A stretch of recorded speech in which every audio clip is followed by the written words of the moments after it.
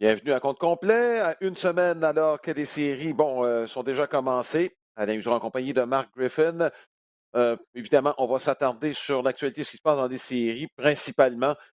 À tout seigneur, tout honneur, Marc, les Red Sox de Boston passent au deuxième tour. Au moment où on se parle, c'est mardi matin, donc c'est la seule équipe qui est qualifiée pour le top 4. Euh, on ne s'attendra pas trop sur les attentes en cours de saison. Ça fait 6 mois qu'on dit que les Red Sox surprennent. On va arrêter de le dire à un moment donné. Ça s'applique aussi aux Giants de San Francisco. Chapeau, on est entré, Marc, dans cette série-là. Je ne parle pas même du troisième ou du quatrième match, mais on est entré dans cette série-là. C'est pas qu'on dénigrait ou on mésestimait les Red Sox de Boston, c'est juste qu'il y avait des points d'interrogation. On se disait comment est-ce qu'on va passer à travers cette série-là quant à l'utilisation des lanceurs. Ben, en fait, tu as raison de mentionner que ça fait longtemps parce que rappelle-toi les questions qu'on se posait en début de saison chez les Red Sox. Oui, Qui va lancer? Comment on va passer à travers une longue saison avec ce personnel de lanceurs? Et pourtant, après 162 matchs, c'est 92 victoires.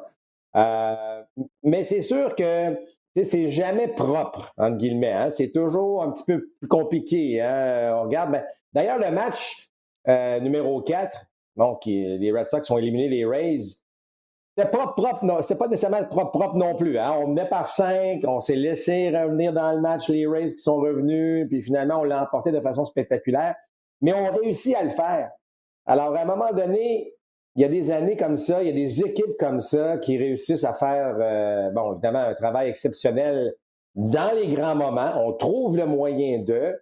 Et ce que j'ai aimé des Red Sox, c'est qu'il y a eu le réveil de certains joueurs. Tu sais, Keke Hernandez, écoute, en fin de saison, là, c'était pas chic-chic, là, Alain, depuis même quelques oui. semaines. Et là, soudainement, il a trouvé son élan. Bon, les Devers sont connus de bonnes séries. C'est vraiment une équipe qu'il ne faudra. En tout cas, évidemment, on va attendre là, de savoir qui sera l'adversaire Mhm. dans la série de championnat, mais à quelque part, Alain, il va falloir considérer que c'est une saison, c'est une équipe Cendrillon. C'est l'équipe Cendrillon de la Ligue américaine présentement dans cette saison 2021. Je le sais que si on regarde les statistiques, puis on regarde qui va lancer, puis tu regardes les duels, puis tu regardes qui va bien, qui va pas bien, on est toujours en train de négliger les Red Sox, mais il y a un aspect qu'il ne faut pas oublier, c'est qu'ils sont en mission. Il y a quelque chose de Oui. spécial avec cette édition des Red Sox. Euh, Écoute, j'ai l'impression que ça va se poursuivre, leur affaire. Bon, si on regarde pour la suite des choses, essaie de lancer un match. Moi, je pense que les journées de congé supplémentaires, on avait besoin de lui aux 5 jours là, dans le dernier droit. C'est pas compliqué, là. Il n'était pas question de. On avait besoin de lui. Là, quelques jours supplémentaires, j'ai l'impression que ça va lui faire du bien. Et compte tenu du rendement de Pivetta et de Tanner Houck, nonobstant le dernier match, il n'a pas été terrible, mais il a quand même permis aux Rays de souffler un peu. Compte tenu de ce rendement-là, est-ce qu'on pourrait les voir dans la rotation? Je sais que tu en as fait allusion lors du match numéro 4. Est-ce que ça pourrait changer les plans des Red Sox là, en vue de la série de championnat? Ben, écoute, une chose est sûre, c'est que selon moi, là, Pivetta va entrer dans la rotation. Évidemment, bon, tu parles de journée de congé. Il y a aussi des journées de congé dans la prochaine série. On aura un Evaldi reposé. C'est lui qui va pouvoir amorcer la série dans le match numéro 1. Ça, c'est une bonne nouvelle pour les Red Sox. Moi, j'ai l'impression que Houck va être utilisé comme il a été utilisé jusqu'ici. Oui. Le gars qui peut venir, justement, c'est un partant qui n'a pas le départ anticipé, peut venir te lancer des manches, garde ton équipe dans le match comme il l'a fait tôt dans la série. Je trouve que c'est là qu'il est le plus efficace. C'est un rôle qui lui va bien. Chris Sale, c'est vraiment la question. Moi, j'ai l'impression qu'on va l'insérer à nouveau dans la rotation. Probablement peut-être le match numéro 3, peut-être le match numéro 2, qui sait, tout va dépendre Mhm. de bien des aspects. Mais on a, je trouve, une meilleure idée du personnel des Red Sox là, qui va Mhm. entrer évidemment en série de championnat. Alors ça veut dire quoi? Ça veut dire que, bon, je sais que Brazier n'a pas bien été, mais certes, Whitlock en fin de rencontre, euh, c'est lui qui devient évidemment le releveur numéro 1, assurément, même si c'est un joueur recru. Il faut que tu ailles avec les gars qui t'ont donné des rendements exceptionnels. Donc, Houck devient le joueur qui peut faire le pont entre un départ de 4-5 manches, tout dépend de ce qui se passe, et évidemment cette courte relève-là. C'est Chris Sale qui est un peu l'énigme Ouais. dans l'utilisation des lanceurs des Red Sox là, au cours de cette prochaine série. Donc, si tu étais gérant des Red Sox, tu t'organiserais pour que Pivetta ait au moins 2 départs dans la prochaine série. Là. Ben, écoute, au moins un. Ouais. Au moins un, puis évidemment, on va poursuivre. Mhm. Comment je dirais ça? Je sais qu'on est dans un air où les statistiques avancées, on prépare Ouais. avant, même la série, avant les matchs, qui va lancer, qui va faire quoi, puis on n'a jamais été aussi bien préparé. Tu Mhm. sais, Alain, je reviens souvent, c'est mon cheval de bataille. Il Ouais. faut que excusez-moi, là, mais le gut feeling, hein, le Hi. pressentiment ou comment on vit le match, il faut que ça compte pour quelque chose. Il faut que ça compte. Alors, j'ai hâte de voir. Si Pivetta a un très, très bon départ, ben, assurément, il va en avoir un autre. Si Pivetta en arrache, est-ce que c'est le type de joueur qui, on va dire, hein, OK, finalement, on va peut-être l'utiliser autrement? C'est pour ça que je ne veux pas m'avancer sur 2 départs.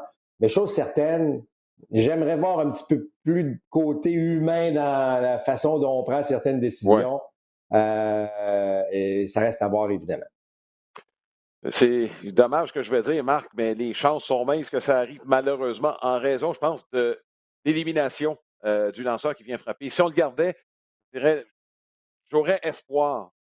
Mais avec le frappeur désigné universel qui s'en vient, ça laisse de moins en moins d'espace, je te dirais, au processus décisionnel du gérant quand le match se déroule. Oui, ben ça c'est clair. Ça c'est clair. Puis on l'a vu hein, depuis le début des séries. Oui, Rappelle-toi le match numéro 3 entre les Braves et les Brewers. Il y a des oui, décisions clés à prendre. Là. J'ai 2 lanceurs partants qui vont bien. J'ai une situation de frappeur suppléant. Tu sais, si je l'enlève, oui, j'ai une meilleure chance de marquer, mais là, je m'enlève peut-être un 3, 5, 6 retraits que j'ai une domination là, de mon lanceur. Alors, c'est ça mhm, les décisions de Ligue nationale. Imaginez, les 2 gérants ont décidé d'y aller avec des frappeurs suppléants, oui, qui était la bonne décision, selon moi. Ça a pas mal mieux fonctionné pour les Braves que les Brewers oui. parce que Peterson a frappé un circuit de 3 points, mais c'est là la différence. Tandis que dans Mhm, l'américaine, tu n'as pas à te préoccuper. Tout ce que tu as ouais, à te préoccuper du lanceur, c'est de dire est-ce que je le laisse pour un troisième tour ou est-ce que ouais. je vais le laisser là pour un 3 retraits additionnels? Donc, c'est sûr que ça va changer malheureusement pour certains la façon dont le Ouais. baseball va se jouer. Euh, Rapidement sur les Rays, on a remporté le plus de victoires. C'est une fin de saison décevante. On a atteint la Série mondiale l'année passée. On finit la saison avec le plus de victoires. C'est traître, un 3-5. Hein? Donc, je t'avoue, je suis content de la saison des Rays. J'aime la façon dont ils font les choses.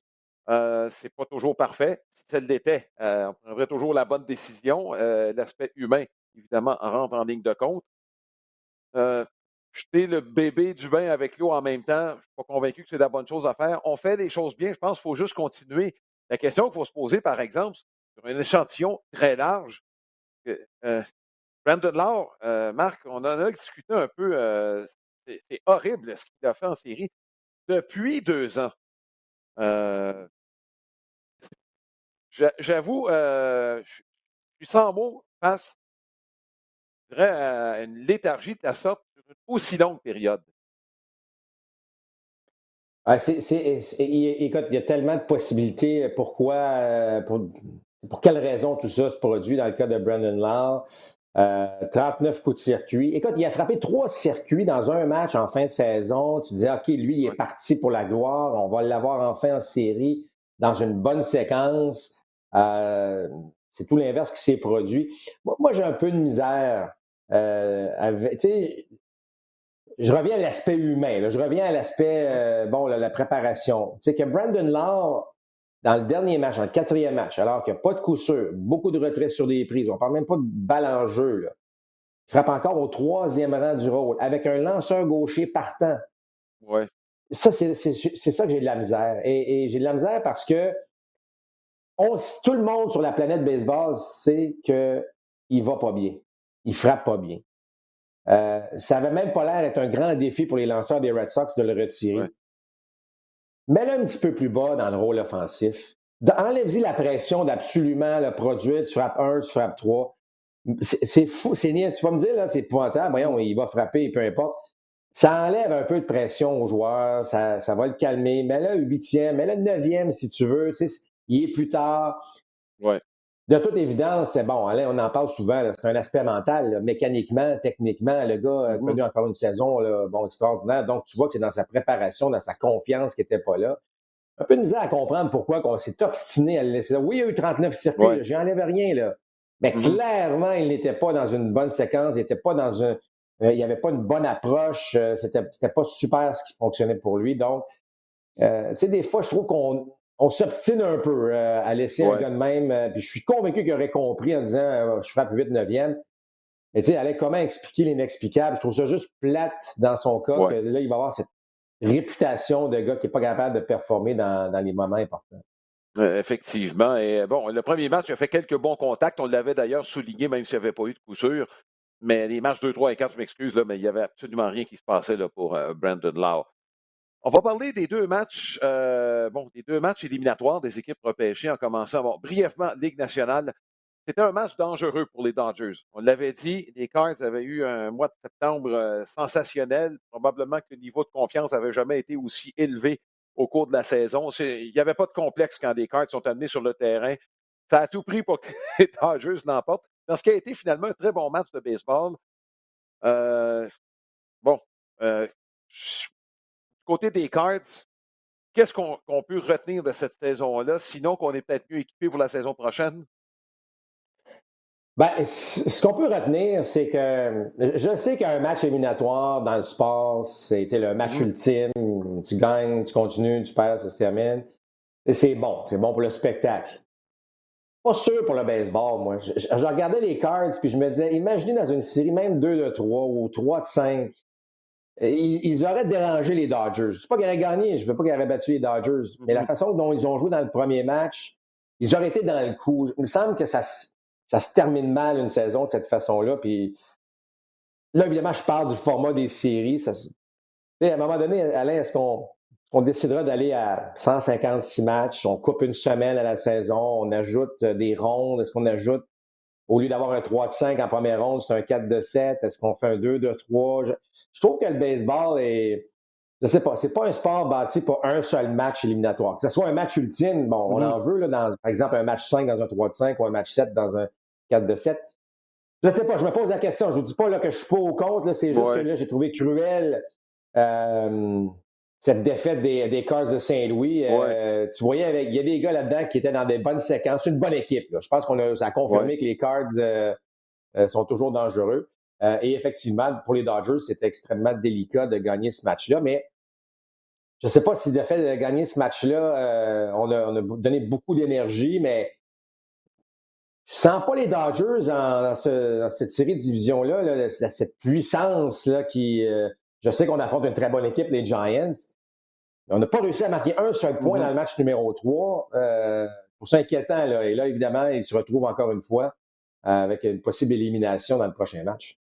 Ouais, je peux juste renchérir là-dessus et bon, faut qu'il y ait une récompense si tu finis premier. Puis moi, c'est pour ça que je me dis, les équipes repêchées, bon, c'est dommage pour l'équipe qui perd, c'est un match, les Dodgers auraient pu écoper, et tout le monde aurait dit, je suis d'accord avec toi, bon, c'est l'équipe qui a la deuxième meilleure fiche de tout le baseball majeur, est éliminée en partant, mais il faut une récompense à l'équipe qui finit premier. Puis les Dodgers, bon, c'était facile à dire, avaient juste à finir premier devant les Giants, mais c'est ça la réalité quand même. Mm. Ah oui, Et on peut y aller avec le même raisonnement chez les Cards de Saint-Louis. Donc, je sais qu'il n'y a pas de formule parfaite. Tu exact. utiliseras la formule que tu voudras. Tu vas acheter des équipes. Je sais que ça va se faire. Je trouverais ça dommage parce que le baseball permet aux vraies bonnes équipes de se rendre en série. Ça, c'est depuis toujours. C'est le sport là, où il y en a le moins d'équipes. Ça ne devrait pas être un droit à participer aux séries. Ça devrait être un privilège. Comme on est là, il y en a 10 sur 30 qui participent aux séries. Bon, et je sais qu'on s'en va ailleurs. Je sais que le format de l'année passée a fait des petits. D'ailleurs, c'est probablement là où on s'en va. On va avoir pas un tournoi avec la moitié des équipes qui vont y participer. Je pense que c'est là qu'on s'en va, là, avec bon, le frappeur de choix qui arrive et peut-être d'autres changements. Mais la formule actuelle, moi, je la déteste pas dans le sens où l'équipe qui a fini premier, ben, a son nanane. Fini premier, ben, tu as le privilège de te soustraire de ce premier match. Ah ben écoute, je peux pas être plus d'accord avec toi. Finir Mhm. premier de la division et tu regardes effectivement, les Dodgers tombent dans une année où les Giants en gagnent 107 et les Braves tombent dans une année où il n'y a personne qui en gagne 90 dans la même division. Ouais, D'année en année, c'est différent, mais tu as fini premier de ta division. Moi, je suis tout à fait d'accord. Il faut qu'il y ait un privilège. D'ailleurs, si ouais, jamais il y a plus d'équipes en série, je ne suis pas sûr, Alain, que tu parles de la moitié. Là. Je ne pense pas qu'on va se rendre à la moitié, mais toujours est-il que il faut vraiment sentir que lorsque tu termines premier, tu as un net avantage, ouais, surtout là, dans, évidemment, soit la première ronde ou en tout cas ouais. la première section des séries. Ça, c'est clair. Ça, je suis bien d'accord avec toi.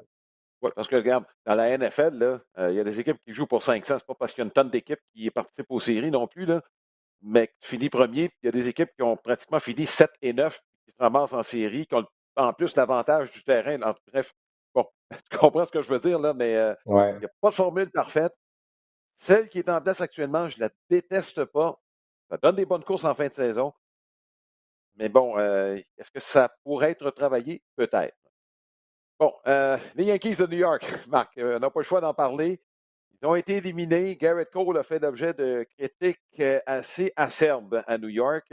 Et à New York, tu ne gagnes pas avec le plus gros salaire de l'équipe pour que tu t'en attendes. C'est dommage, mais c'est la rançon de la gloire pour Garrett Cole. Là encore, c'est la- moi, j'ai l'impression que c'est la même chose que les Rays. Tu as perdu un match. Il faut tout rebâtir, tout remettre en question. Le semble-t-il que Aaron Boone serait dans les bonnes grâces de Steinbrenner, en mesure de revenir.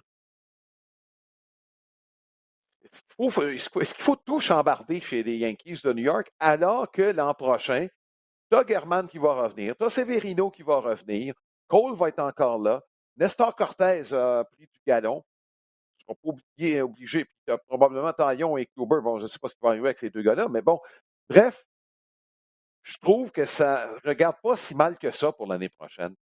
Non, ben, au niveau des lanceurs, Alain, il y aura pas de problème. Tu les as nommés, on va avoir un bon personnel, on va revenir en force. Les changements, ça va être au niveau des joueurs de position. On a terminé la saison, bon, le Maillot était blessé, on avait Odor au Oui, troisième, on avait Urshela à l'arrêt-court. Je pense pas que tu vas traverser une saison de 162 matchs avec un côté gauche de l'avant-champ de la sorte. Euh, bon, Torres qui a connu une saison, on va se le dire, décevante. Semble-t-il, mhm, va être au deuxième coussin. Gary Sanchez. Tu sais, est-ce que, bon, Gallo, on n'aura pas le choix. On a déjà probablement nos enfin, on a trois voltigeurs, je vais inclure un frappeur de choix. Mais est-ce que Brett Garner, tu le fais revenir encore? Est-ce que Aaron Hicks va oui, être de retour? Il y oui, a beaucoup de questions au niveau des joueurs de position. Tu sais, est-ce que tu re-signes Anthony Rizzo? Fait que tu regardes ça, tu as le maillot, est-ce qu'il va revenir? Donc, je dirais pas qu'il y a une reconstruction, mais en termes de joueurs de position, il y a un questionnement sur la plupart des joueurs. Encore une fois, bon, est-ce que Gary Sanchez, rappelez-vous, il y a des séries l'an dernier, il n'avait même pas joué. On s'est dit, bon, mais cette année, est-ce qu'il va être de retour? Il a été de retour, mais ça n'a pas été la saison qu'on aurait anticipé de sa part. Bon, Rizzo est allé le chercher, mais il devient joueur autonome.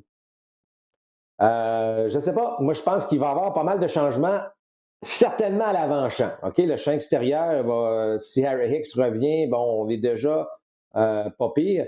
Mais ça va être une autre équipe. Là. On va avoir un 3 ou 4 joueurs différents dans cette formation-là.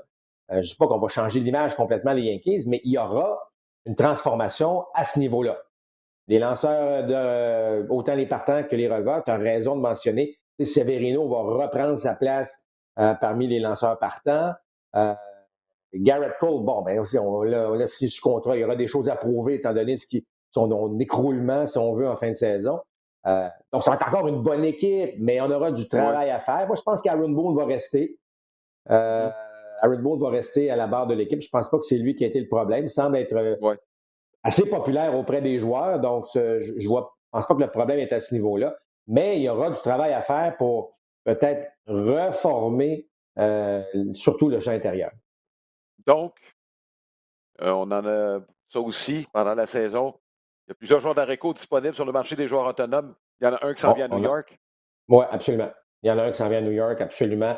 Torres, ça n'a pas fonctionné. Il y a des joueurs de disponibles. Est-ce que c'est Seager parce qu'il est frappeur gaucher? Parce que si jamais Rizzo, on ne signe pas Rizzo comme joueur autonome, ben, on va reparler encore d'un fameux frappeur gaucher. Gallo, ça n'a pas été encore. Bon, on espère que l'année Ouais. prochaine, une saison complète, ça va l'aider, mais Seager, je trouve, a le profil pour aller avec les Yankees en tant que joueur, là. Ouais. Frappeur de la gauche, un grand bonhomme à l'arrêt-court. Reste à voir. Mais c'est sûr, je suis pas mal convaincu, moi, qu'un joueur d'arrêt-court, parmi ceux disponibles, je ne veux pas faire peur aux partisans des Blue Jays, mais Marcus Semien pourrait être aussi une option chez les Yankees de New York. Alors, on l'a vu jouer pendant toute la saison. Les Yankees, ont pris des notes. Je veux dire, tu vas voler quelqu'un de ton compétiteur direct. Ce serait un grand coup si Semien s'en allait avec les Yankees. C'est 40 circuits plus. Puis il a mentionné, il a adoré son séjour avec les Jays, mais il veut jouer à l'arrêt-court. Si les Yankees disent, on va donner un peu de sous, puis en plus, tu vas jouer à l'arrêt-court. Est-ce que Semien est le type de joueur qui veut jouer dans un marché comme New York? Ça, on ne sait pas. Peut-être qu'il a dit à son agent, moi, je ne veux rien savoir d'aller dans un marché de la sorte. C'est pas impossible non plus. Mais en même temps, je suis convaincu qu'un nouveau joueur d'arrêt-court chez les Yankees l'année prochaine qui n'était pas avec l'équipe, Velasquez n'est pas une option de jouer régulier avec les Yankees. Bon, grosso modo, pour résumer, s'il y a des joueurs vulnérables, ce serait Torres et Sanchez. Parce que là, le Maillot, il ira nulle part là, avec son contrat. Et il semble que c'est cher pour un gars qui joue sur le banc, à moins qu'on le place au troisième but à ce moment-là. Il y a 2 joueurs qui vont être vulnérables, Marc, avec l'arrivée d'un joueur d'arrêt-court. Et là, au premier but, si on ramène Rizzo, je m'excuse, mais Luke Voigt n'endurera pas ça. Là. Non, exactement. Non, c'est pour ça. Non, il va y avoir des changements à l'avant-champ. C'est clair. Puis, je ne sais pas avec le Maillot où est-ce qu'on va le positionner éventuellement. Là. Tout dépend du type de joueur autonome qu'on va aller chercher. Mais je suis pas mal convaincu qu'il va y avoir 2, 3 nouveaux noms là, qui vont se retrouver dans cette formation partante au niveau de l'avant-champ. Oui. Juste pour terminer, là, il y a eu beaucoup de critiques quant à l'aspect unidimensionnel. Ça, c'est à New York. Là. Bon, je sais que tu aimes les qualités athlétiques d'un athlète. Pas assez athlétique, tu t'en viens au même constat chez les Yankees. Je trouve qu'on a trop des joueurs du même style chez les Yankees. En tout cas, ça, c'est personnel. Je trouve que il faudrait trouver le moyen d'avoir des joueurs qui sont, pour mieux se compléter, là. C'est bien beau d'avoir, 9 gars qui frappent 30 coups de circuit, mais ça prend en même temps, parfois, une manière d'aller chercher point de façon différente.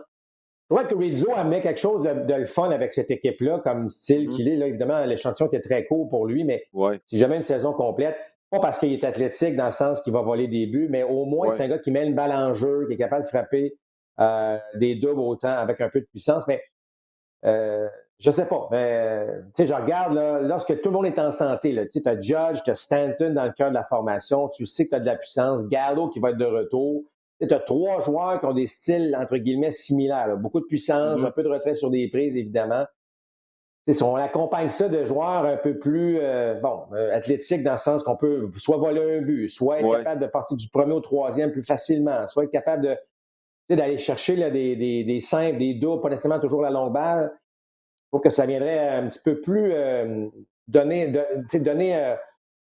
quelque chose de plus solide. Là. Et ça t'empêche d'avoir des longs passages à vide, parce que la saison des Yankees a été en dents de scie. Tantôt, il y a des séquences extraordinaires. Écoute, 13 victoires de suite suivies d'une séquence de 2-11. Ça a été ça, la saison des Yankees de New York. Alors, tu veux éviter ce genre de situation-là. Je pense que, à la lumière de ce qu'on vient de dire et tout ça, là, je pense, à mes yeux, là, ça met en lumière l'importance d'Aaron Hicks au sein de cette équipe-là. C'est probablement le coureur le plus rapide de l'équipe. Bon voltigeur de centre. Qui est capable de frapper de la gauche, en plus, frappe des 2 côtés. On a peut-être mésestimé son absence cette année. Oh, absolument. Non, il n'y a aucun doute. Puis, sans rien enlever à Brett Garner, Garner aurait moins joué, donc plus efficace lorsqu'il joue, parce que là, il a joué, selon moi, à un moment donné, c'était rendu trop en fin de saison. Là. On demandait trop à Brett Garner. Alors, oui, tu as tout à fait raison. X, c'est un joueur clé de cette formation-là. Et aurait pu faire la différence.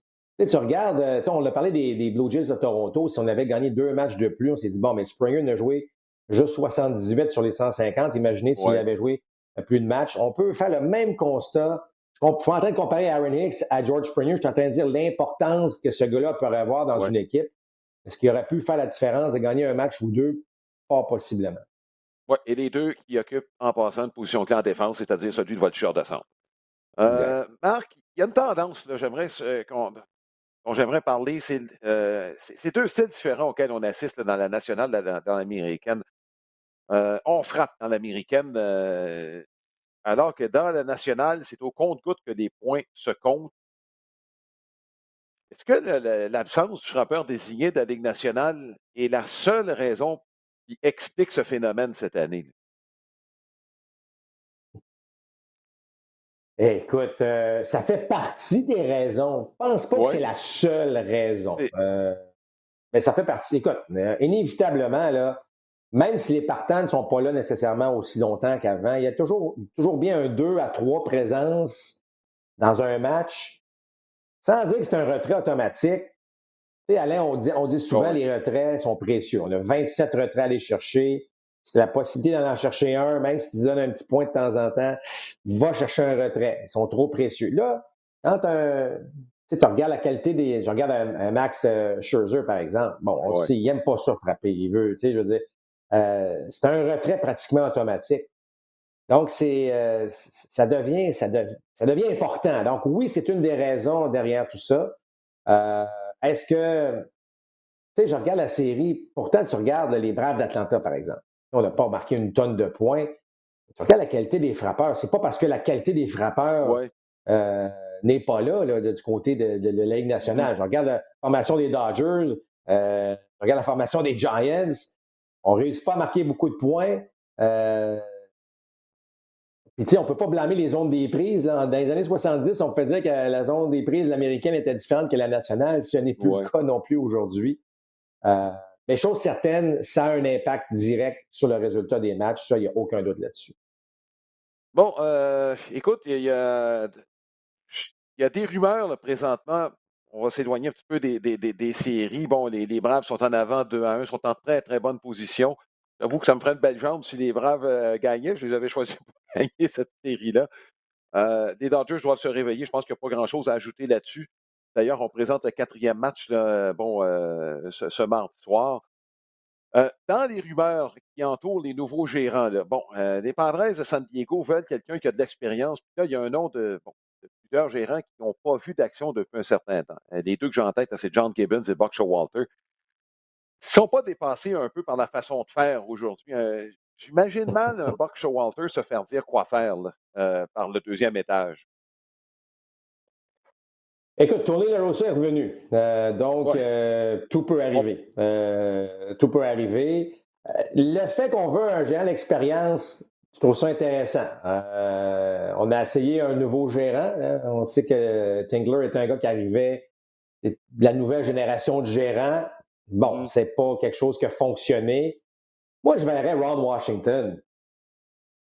Il me semble que ce gars-là, écoute, il est à une prise de gagner une série mondiale avec les Rangers du Texas. Il est resté dans le baseball. Il fait un travail remarquable avec ouais, les Braves d'Atlanta. Il est instructeur au troisième. Lui, je sais qu'il est considéré. En tout cas, je ne sais pas si on va l'interviewer, mais il est considéré. Ça serait le type de gérant plus âgé, mais qui, je trouve, s'est gardé à jour, est resté impliqué avec une équipe, connaît ce qui se passe en 2021. Rappelle-toi, c'est un gérant qui a toujours le sourire, très intense. Moi, je pense que c'est ça que ça prend aux Padres de San Diego. C'est ce type de personnalité-là. Euh, je suis très d'accord avec toi, les gars, dans le cas de Showalter, entre autres. Même si c'est des bonnes têtes de baseball, je suis pas sûr que là, qu'il y a un fit. Tu sais, puis, je ne veux pas être méchant, mais j'ai encore mes doutes sur Tony La Russa. Là. Tu vas me dire, ils ont fini premier. Puis c'est vrai, là, ils ont fini premier. Il a mhm, gagné son pari avec les White Sox, mais je ne suis pas encore tout à fait sûr que c'était ouais. la meilleure solution dans ce cas-ci.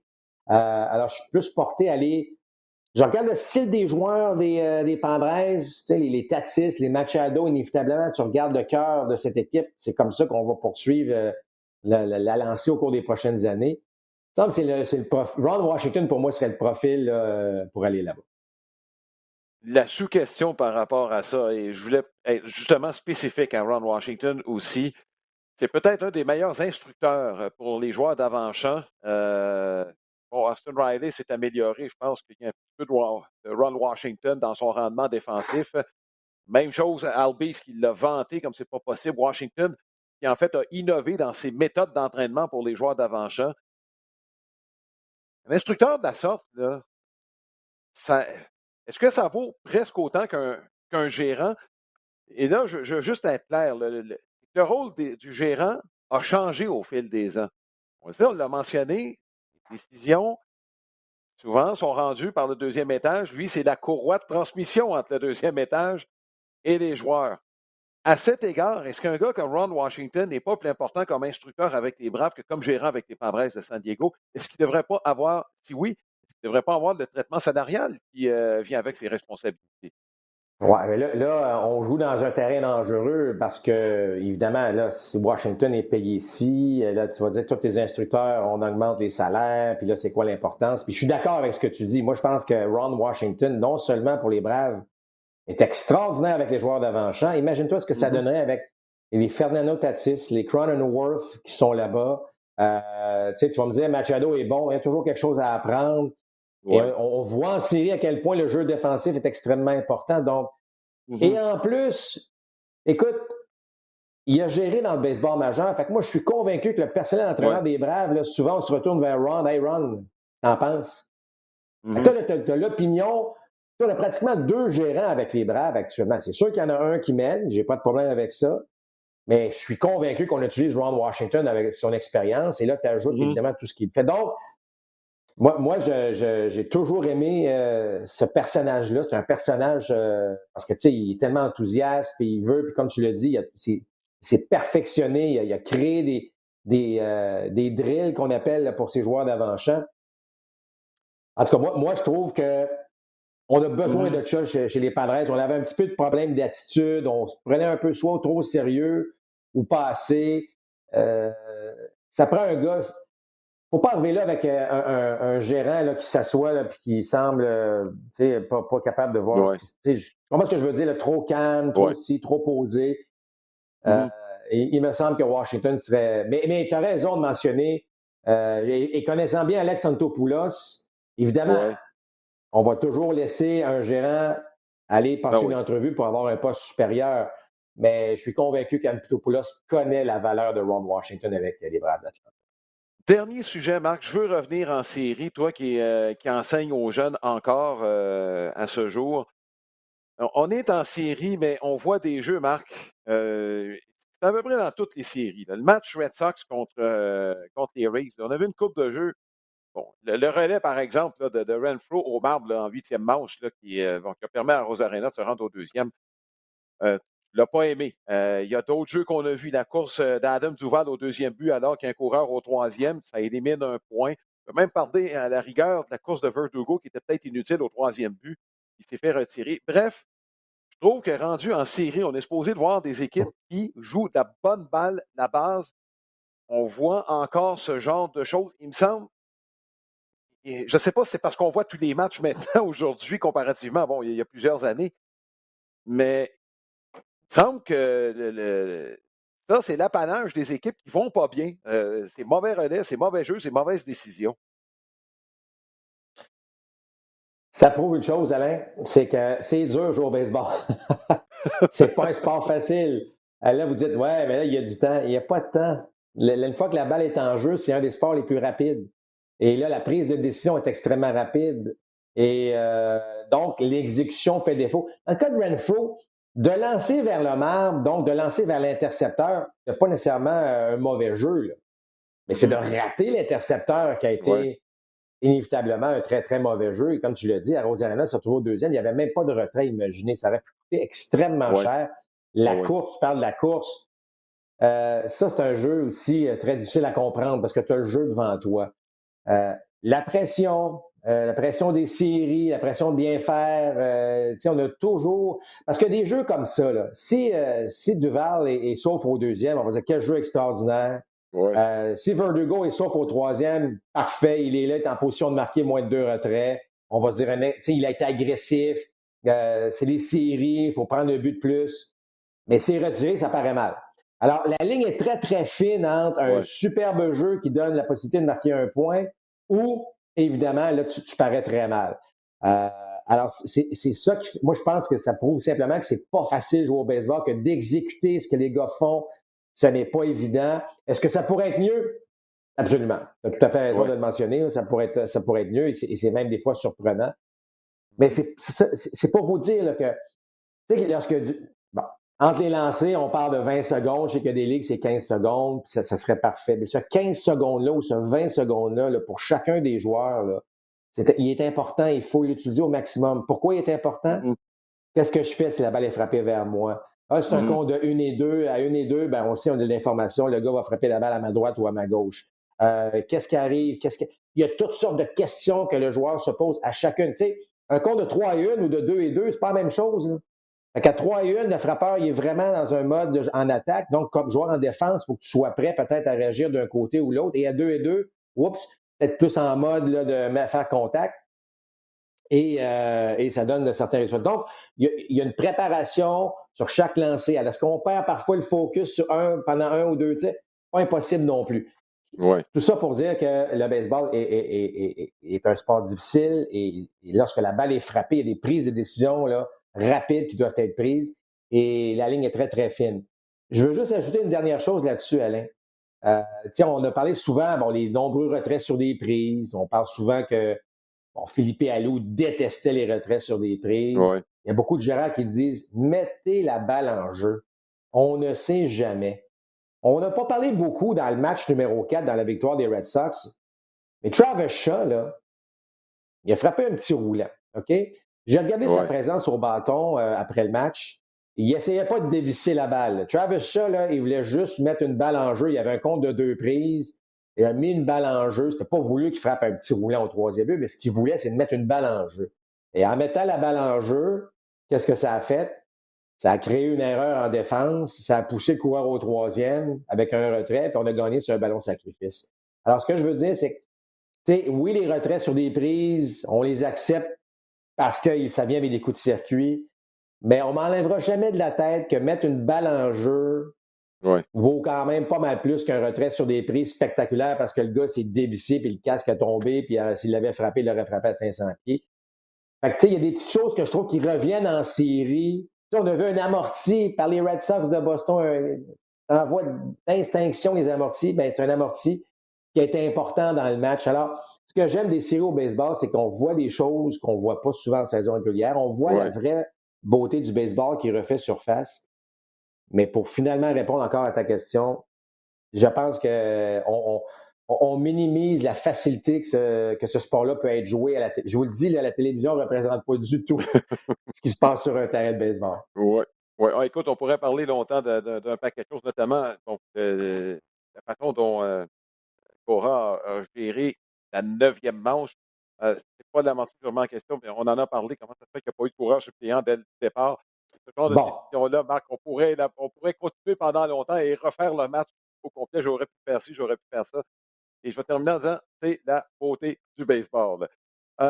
Écoutez, on vous invite à poursuivre votre couverture, à nous regarder, dans le fond, dans le cadre des séries. Notre prochain match, ce sera ce mardi soir, alors qu'on vous présente le quatrième match de la série de division de la Ligue nationale entre les Giants de San Francisco et les Dodgers de Los Angeles. Pour la deuxième fois, les Dodgers feront face à l'élimination. Ils ont gagné le match contre les Cards de Saint-Louis.